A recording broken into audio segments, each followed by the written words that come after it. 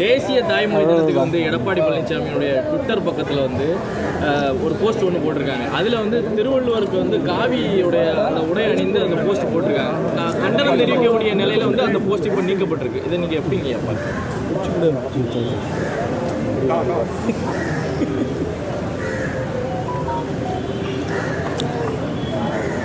அதிமுக பாஜகவின் பிடிக்குள் எப்போதே போய்விட்டது. மெல்ல மெல்ல அது காவிமயமாகி வருகிறது என்கிற கருத்தை ஏற்கனவே நான் கூறியிருக்கிறேன், கவலையை வெளிப்படுத்தியிருக்கிறேன். அதற்கு சான்றாகத்தான் இந்த பதிவும் அமைந்திருக்கிறது. பெரியார் பாசறையில் தோன்றிய இயக்கம் அண்ணா, எம்ஜிஆர், செல்வி ஜெயலலிதா ஆகியோரின் தலைமையில் இயங்கிய ஒரு திராவிட இயக்கம் இன்றைக்கு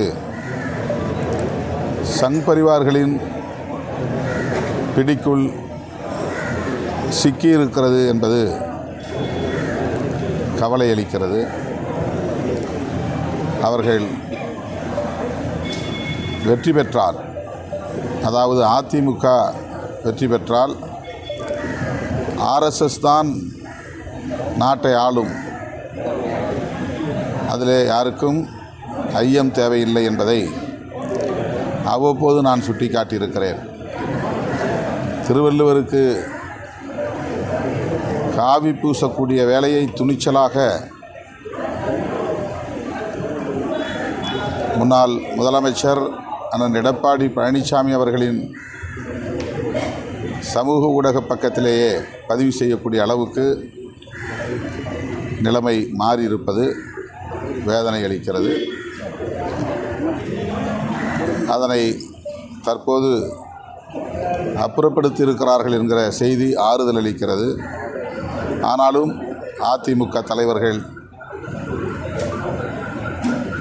கவனமாக, எச்சரிக்கையாக செயல்பட வேண்டும். இல்லையேல் அவர்கள் தமது சுய அடையாளத்தை இழக்க நேரும் என்பதை அந்த இயக்கத்தின் மீது உள்ள நன்மதிப்பின் அடிப்படையில் ஒரு கருத்தாக நான் முன்வைக்கிறேன்.